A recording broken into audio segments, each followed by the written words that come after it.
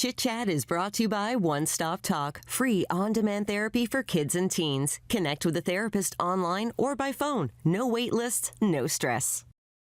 It feels like you're carrying too much. Life can be tough. Getting help shouldn't be. That's the mantra that drives One Stop Talk, a free and confidential service that connects youth with mental health support. Here with more is the Director of Clinical Services at Reach Out Center for Kids, ROC, Michelle Barr. Thanks for joining us. Thanks for having me. Okay, tell us all about what is One Stop Talk.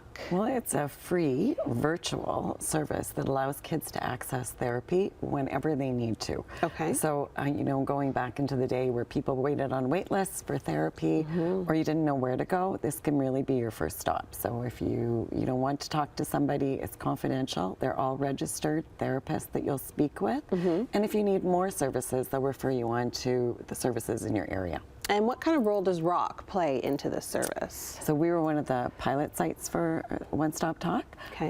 We also sit on a lot of their quality standards committees and making sure that the services provided are the best, and they really are, and it's a provincial initiative, and we have therapists from all through the province. And so really, when you're accessing One Stop Talk, you're getting service from anywhere in the province, but you were referred right back into your own community. Oh, that's amazing. So let's talk about why kids would call, because when I was a kid, it was Kids Help Phone, and it was kind of one of those things where you could call for anything. But what is anything? Oh, there's a number of reasons that kids might access, or parents might encourage kids to access it. Sometimes we worry about having stress in our relationships with friends, with family members. We might be anxious about school. We might have lots of worries. We might be feeling really low.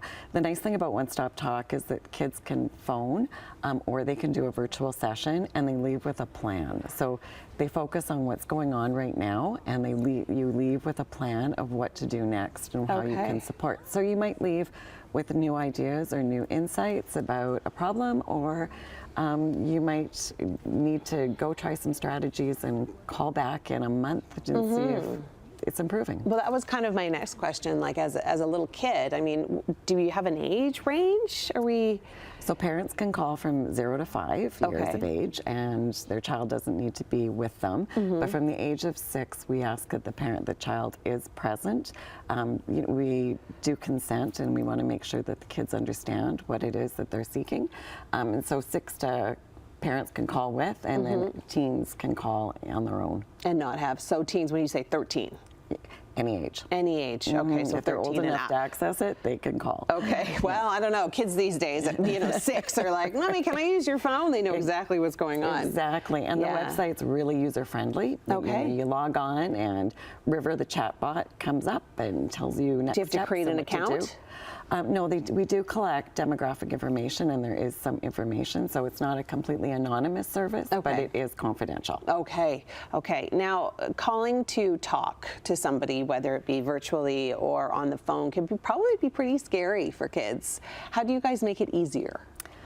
Yeah, so I think that River, the chatbot, really helps. It's very inviting when you log on. I would encourage parents of younger children to go on with their child. The website is very youth-focused. There's lots of bright colors and lots of, it's very stimulating. It's very stimulating. So I would encourage parents to visit with their kids. Yeah. Or just have the kids, go on themselves. There's facts, there's questions. They can see what an actual session would be like. Okay, that's cool. So they can really kind of explore. And kids are so good at technology nowadays that they can go on and do all of those things.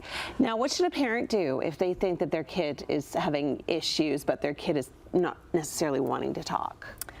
So I would still encourage parents to, show them the website, go on with them, talk to them about it. Again, it's confidential, it's judgment-free.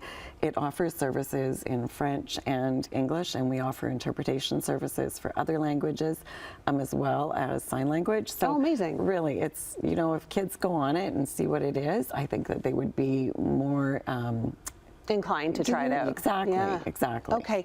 Where can our viewers go to learn more? I would go to the website, One Stop Talk website. Okay. Like I said, all the information is right on there. there, and they can visit it and see what it's like and see what a session would be. Well, that's a great initiative. Thank you so much for coming in and kind of giving us the rundown of what you can do and where you can get more information.